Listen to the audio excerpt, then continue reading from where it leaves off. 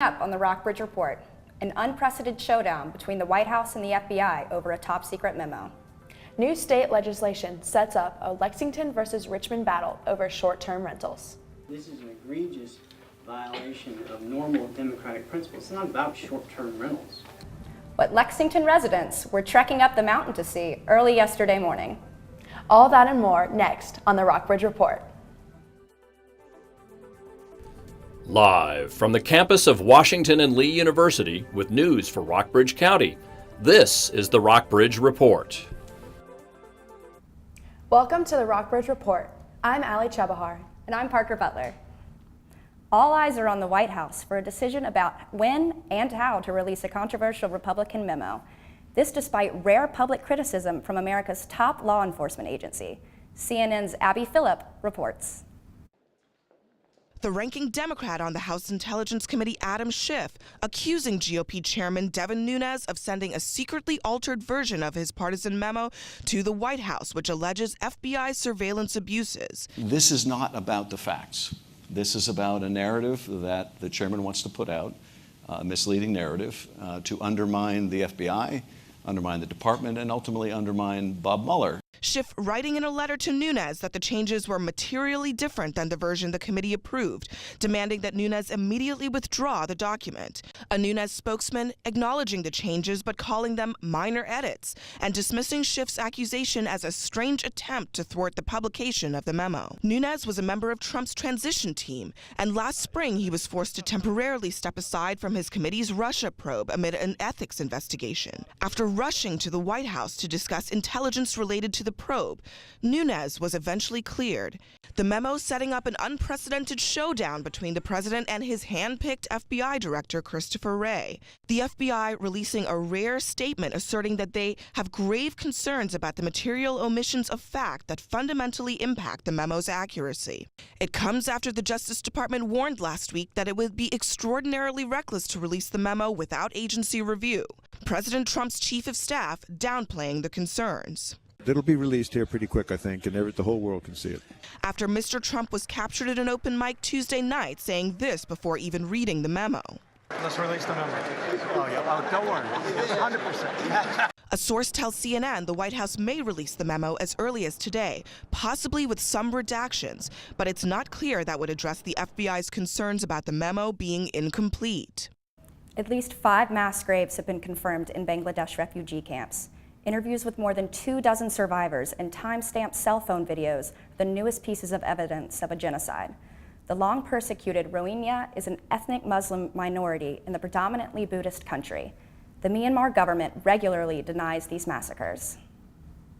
Kenya's High Court ordered the government to end its shutdown of the country's top 3 TV stations today. Opposition leader Raila Odinga on Tuesday declared himself the people's president in protest of President Uhuru Kenyatta's election win last year. The government considered the broadcasting of the opposition leader's mock inauguration treasonous. Odinga claims the vote was rigged and that the electoral reforms in the East African nation have not been made. The National Transportation Safety Board ruled out foul play yesterday in yesterday's crash of an Amtrak train carrying dozens of GOP lawmakers. The train was en route to West Virginia when it plowed into a garbage truck in Crozet, Virginia. The driver of the truck was killed and 5 others were hospitalized. Wednesday's fatal accident came only 1 month after another Amtrak train derailed near Tacoma, Washington, killing 3. Investigators determined that the train was going too fast around a curve. Yes, I would agree that there are too many. We've investigated several just in the past couple of years. There are a lot of fatalities at grade crossings, and that's become an area of focus. This is another one of the accidents that help us understand what the requirements are or what recommendations would improve the safety of grade crossings. Republican lawmakers announced today that the retreat they were headed to at the Greenbrier Resort would continue as scheduled. President Trump addressed the conference this afternoon, asking legislators to embrace his immigration reform proposals. Virginia-based military contractor Dynovis Incorporated is moving into a vacant 75,000 square foot building in Fairfield. Dynovis will manufacture search and rescue products, heavy-duty tents, and moored surveillance balloons for the U.S. military. On Tuesday, Dynovis announced it has purchased machinery and other assets from Lindstrand USA in South Boston. Lexington leaders will discuss a new state bill that threatens the city's local control at tonight's City Council meeting. Reporter Abigail Sumner explains. A bill introduced in the State House this month is demanding that Lexington change its zoning rules, and the Lexington City Council is ready to fight it out. This is an egregious violation of normal democratic principles. It's not about short-term rentals. For Council Member Patrick Ramey Jr., House Bill 824 is attacking local control. The bill, introduced by Delegate Barry Knight on January 9th, would require the city to comply with Virginia's short-term rental rules. Last year, Lexington tightened its zoning ordinance on short-term rentals such as Airbnbs. The House bill would change these restrictions to match Virginia's laws. Let us decide, not let them tell us what to do. It's bully tactics, and I just think it's really bad to give in on anything. Councilmember Michelle Hentz said the lobbyist group Virginia Realtors Association is pressuring the state to pass the bill. However, Councilmember Leslie Strawn, who met with the Realtors Association last week, said they just want Lexington to comply with uniform state laws. Is this worth our time and effort? Because there's actually some things I actually like about these changes. Among other requirements, the bill would change Lexington's definition of a short-term rental from a stay of under 45 days to under 30 days. In last week's special city council meeting about the bill, there was disagreement about how to move forward. Some advocated challenging the bill in court. Others, including Airbnb owner Thomas Bradshaw, supported loosening restrictions on short-term rentals. I think it's ridiculous that the city can take this sort of authority on and just dictate tyrannically to individuals about what they can do with their property. Others urged the city to wait and see if the bill gets passed before taking any action. At tonight's City Council meeting, the bill will be discussed further, and this time, citizens will have a chance to voice their own opinions. For the Rockbridge Report, I'm Abigail Somerville. Tonight's City Council meeting could decide the fate of Lexington's short-term rentals. The meeting will be held at Waddell Elementary School at 8 p.m. The Virginia House of Delegates has voted down a proposal that would have banned guns in the chamber's gallery while lawmakers are on the floor. As Rachel Hicks reports, the state legislature is considering some other changes to current gun laws. A quiet college town in Virginia watches as state legislators consider bills to restrict the right to sell and carry handguns and multi-bullet machine guns.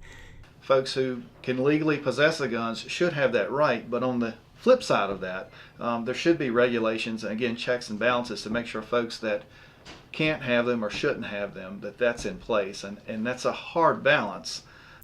Lexington Mayor Frank Friedman said safety is at the forefront of the discussion after last year's violence in Las Vegas and Charlottesville.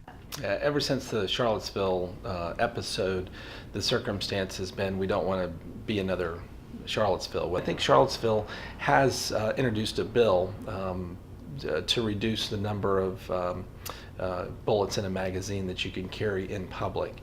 I think that makes a whale of a lot of sense. Monty Jesse says he does a background check on all his customers. The only thing that stops a bad guy with a gun is a good guy with a gun.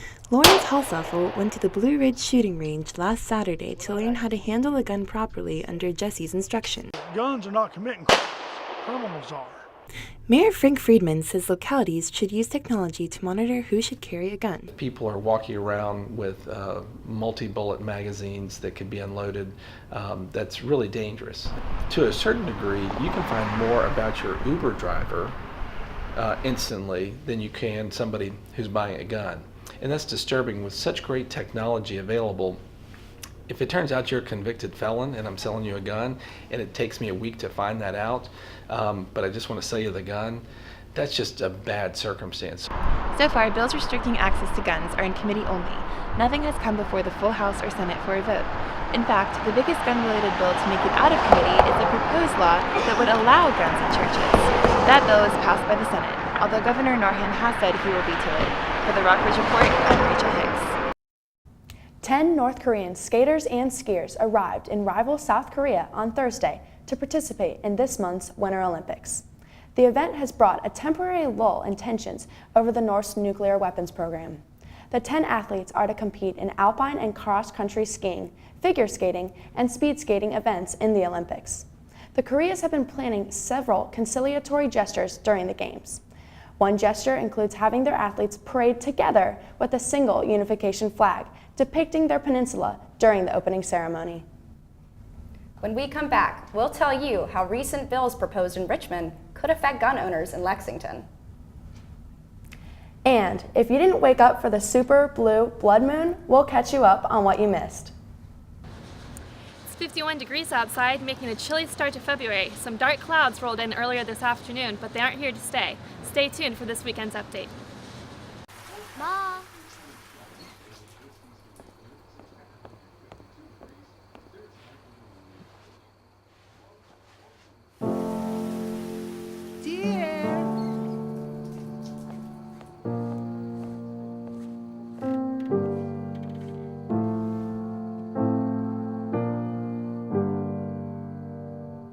Visit aarp.org/caregiving for information on how to provide even better care for the person who wants to care of you. Your son wants to get a cat, but you're allergic. Do you A, prepare yourself,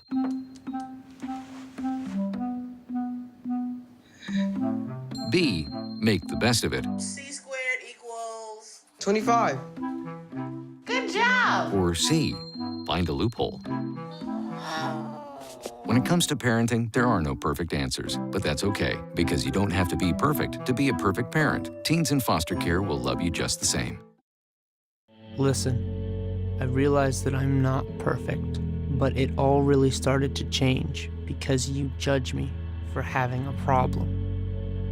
No one is going to know that I need help. I need help. I know that no one is going to judge me for having a problem. I realize that I'm not perfect, but it all really started to change because you listen.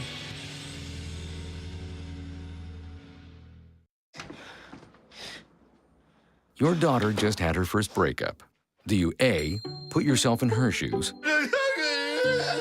B, console her, don't worry, sweetie. This is gonna happen a lot. or C, find her a new boyfriend? Nice, single boys. That was weird. As a parent, there are no perfect answers. But you don't have to be perfect to be a perfect parent. Thousands of teens in foster care will love you just the same. Welcome back. If you weren't looking out your window early yesterday morning, you might have missed a once-in-a-lifetime opportunity. The super blue blood moon, which NASA is calling a lunar trifecta, hasn't been seen in America in over 150 years. Before dawn yesterday, a blue moon, a supermoon, and a lunar eclipse occurred at the same time. While visibility was low in Lexington, those in the mountains were able to catch a glimpse of the phenomenon. Virginia Military Institute professor of astronomy Colonel Topasna broke down the science behind the supermoon. The moon is going into the shadow of the Earth, and so here's the sun, here's the Earth, and here's the moon. And always, if you look at it, a full moon is going to rise, so that means a full moon is going to set, so the two will be in a straight line. Colonel Topasna gave a virtual preview of what the supermoon was projected to look like using an astronomy program called Stellarium. He did not recommend that his students wake up early to watch, saying that visibility on the East Coast would be very difficult. We're not going to see much here on the East Coast because the moon is setting, the sun is rising, and by the time the eclipse actually starts, we're really in a position not to see a lot. Sophomore Matt Vellante still decided to venture to Coal Mountain to watch the supermoon from a higher altitude. Honestly, it was a little underwhelming. There was a lot of clouds, so we ended up just watching a really great sunrise, and yeah, we saw about 10 seconds of the moon. Boxerwood Garden, a local nature center, hosted a blue moon viewing walk yesterday afternoon to see the blue moon. We're just really excited about this because it's so much fun to go out on the meadow and watch just a regular full moon come up. So we're really excited about this one. However, the visibility was also low for this Boxerwood outing. I mean, really low. Due to geographic luck, those who live on the West Coast had a better viewing experience of the super blue blood moon. If you happen to have missed the supermoon, NASA live streamed the event and you can find a video of it on its website. For the Rockbridge Report, I'm Tate Mickelson. Even if you didn't catch that special night sky, it's not too late to get outside this weekend. Aspen, how's our weekend weather looking? Well, we've got a surprise on Sunday, but let's go take a look.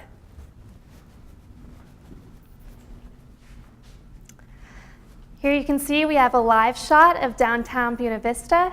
Some cloudy and overcast skies, but otherwise clear.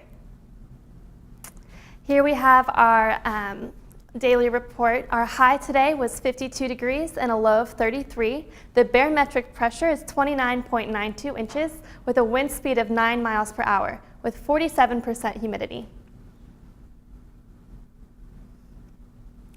Here we have our current conditions across Virginia. Charlottesville, it has 54 degrees and cloudy. Staunton is 51 degrees. Lexington, 54 degrees. Buena Vista, 52. Lynchburg, 52. And Roanoke, also 52. Covington is by far the coldest with 40 degrees. Here we have our 5-day forecast. On Friday, you can see we have sun and a high of 30 and a low of 14. Saturday, the sun leaves for a bit, a high of 39 and a low of 27. Sunday, we have snow, a high of 39 and a low of 30. And Sunday, it's sunny with a high of 40 and low of 20. And Tuesday, it gets warmer still with a high of 44 and a low of 32. Back to you guys. Thanks, Aspen. Wow, I'm from Alabama, so I would love to see some snow for sure. President Trump signed a bill to federally recognize 6 Native American tribes in Virginia on Monday. The local Monacan Indian Nation has been fighting for recognition for 18 years. Hannah Denham has the story. Monacan Indians have been in Virginia for 10,000 years. Nearly 1,000 natives live here today. I got one guy who's 80 years old, he's my cousin, and he had said last year in at the powwow that if he just wanted to live to see federal recognition, and when I called him that day and told him that it had passed, he's like, God can take me now if he wants to. Republican Representative Rob Whitman of Virginia's 1st Congressional District introduced the legislation last year. Chief Dean Branham was on the Senate floor when the bill passed 3 weeks ago. A news release from Whitman's office says federal recognition means that the tribe can preserve religious and cultural artifacts, create their own laws, and access scholarships and grants for healthcare, housing, and business. I can give my son, give you an example. He went to Lynchburg College for 4 years, and he applied for grants through Indian grants. He didn't get any. And being federally recognized, if he would have been at the time, I think he would have got more. He would have got help. 5 other tribes based in Virginia also received federal recognition. You could tell people you were within Indian tribe in Virginia, they never knew Indian tribes existed in Virginia. Monacan Indian Territory extends from Amherst into Rockbridge County. It includes Natural Bridge, where the Monacan Indian Living History exhibit is located. I saw that as a step toward correcting some of the injustices of the past, and I felt it was long overdue. I'm happy for the ones who are not here anymore because they were the ones who fought to keep this tribe alive, and if it wasn't for them, we wouldn't even be a tribe. Branham hopes that cultural recognition for Virginia tribes can start now.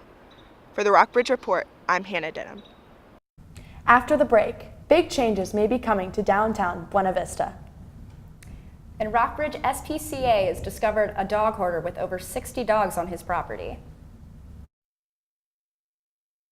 There are 16 million children struggling with hunger in America. That's 1 in 5 daughters, sons, neighbors, and classmates who don't know where their next meal is coming from. Yet billions of pounds of good food go to waste every year. It's time we do something about it. Feeding America is a nationwide network of food banks that helps provide meals to millions of kids and families in need. Visit feedingamerica.org to help them feed even more. Together, we can solve hunger. Together, we're feeding America.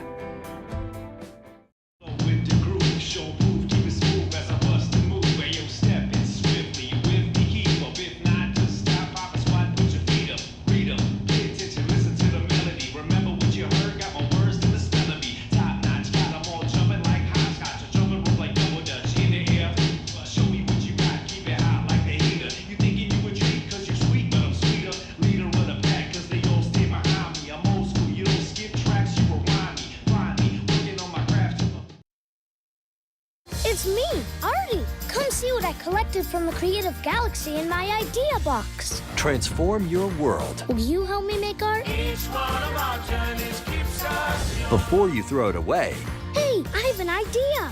think outside the box. We'll never Go be amazing! Give your cardboard box another life. Recycle.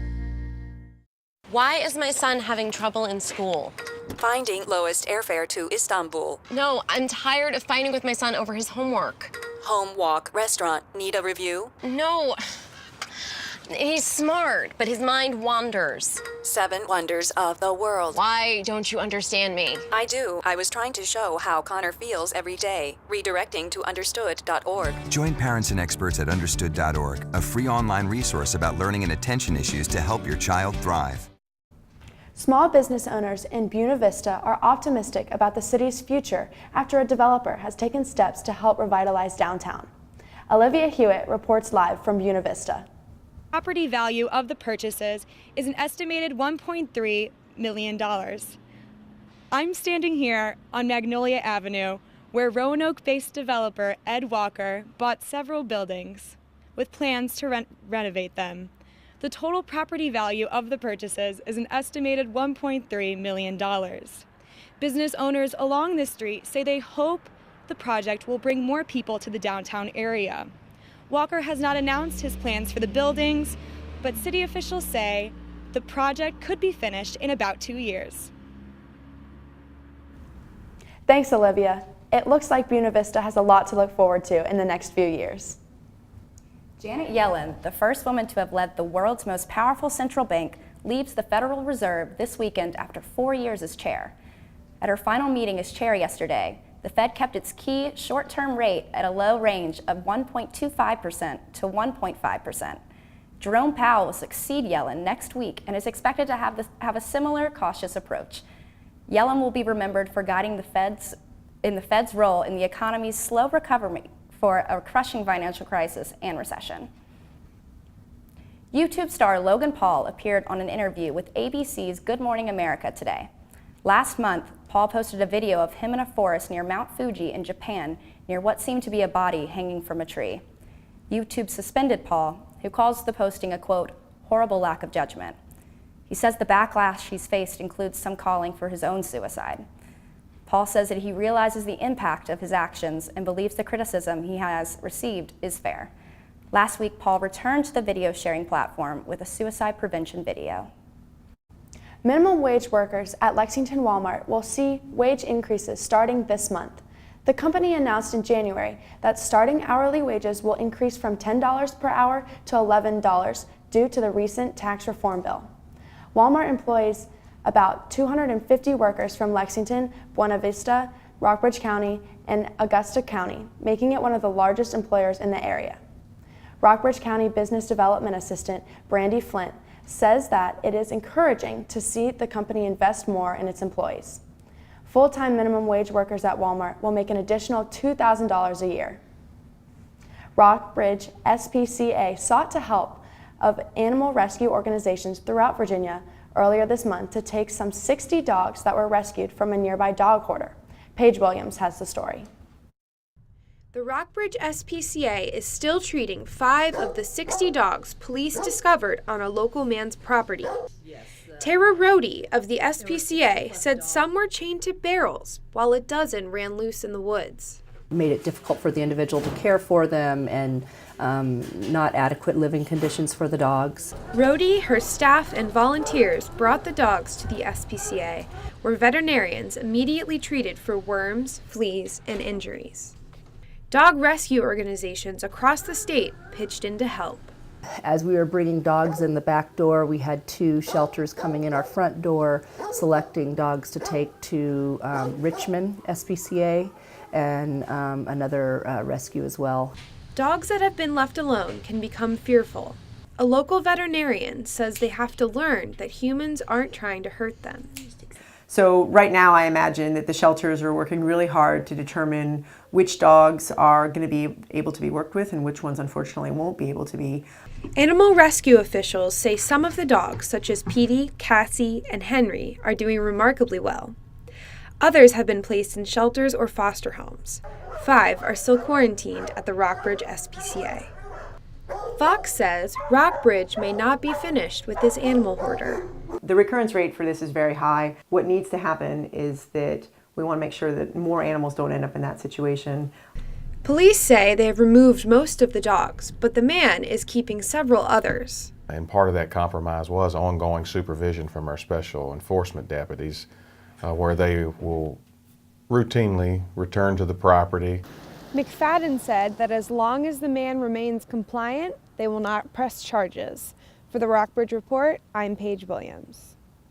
When we come back, see how a few of our founding fathers have a stake in this Sunday's Super Bowl.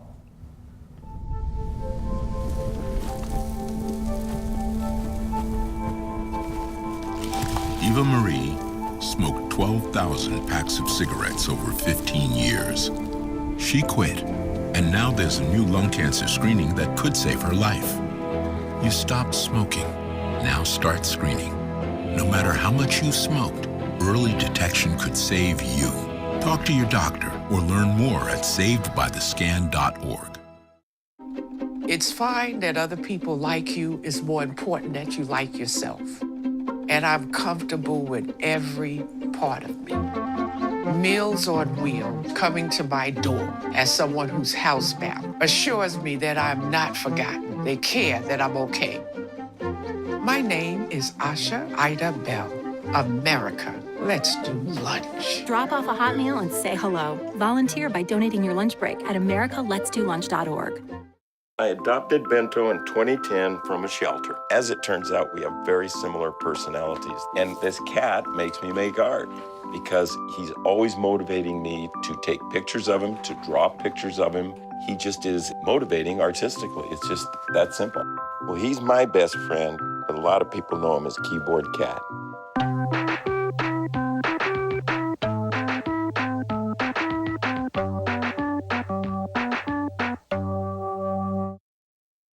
Okay, so what would you bring to my company? What do you need? I need problem-solving skills. I got through high school without a car, a phone, or a computer. No college degree, though. Not yet, but life's taught me a lot, and I'm ready for more. Well, you're not the typical kind of candidate that I hire. But you are exactly what I'm looking for. Your company could be missing out on the candidates it needs most. Learn how to find a great pool of untapped talent at gradsoflife.org. Patriots fans and Eagle fans are gearing up for this Sunday for the 52nd Super Bowl. Allie, are you rooting for anybody? You know, I don't really have a dog in this fight, but I am excited to see what Doritos comes up with this year. I do love the commercials. James, what about you? Well, I have some ties to New England through my family, so I think I'll be pulling for Tom Brady's 6th Super Bowl championship. And, tensions are rising between die-hard fans. Even John Adams and Benjamin Franklin have a stake in the game as Eagles and Patriots fans bet on the Super Bowl outcome. David Spunt has the story. So we thought it was time for Franklin to lend his support to the cause. Sitting on his perch above the American Philosophical Society in Old City, it's clear where Benjamin Franklin stands on Sunday's Super Bowl. We think that Franklin, if he were alive today, would be rooting on the Eagles. Patrick Spiro is the librarian at the Society and says while Franklin was born in Boston, he had his sights on our city from a young age. But he found Boston really far too restrictive, and he left for Philadelphia, where he made his home. Inside the Society is this vault. Behind the door, page after page of Dr. Franklin's personal notes and correspondence. To make things more interesting for the game, Spiro and his team at the Society made a little bet with the team at the American Academy of Arts and Sciences in Boston. If the Eagles win, the Academy in Boston will send Dr. Franklin's personal manuscripts outlining his experiments with electricity, something we don't have in Philadelphia. We will have it. Anything by Franklin. We already have 70% of his writings, or his papers, but why not more? If the Patriots win, the APS in Philly will send over John Adams' personal copy of a book he wrote called A Defense of the Constitutions of Government. Adams even wrote this letter to Dr. Franklin and sent it with the book. He said, Ben, would you contribute this to the American Philosophical Society's library?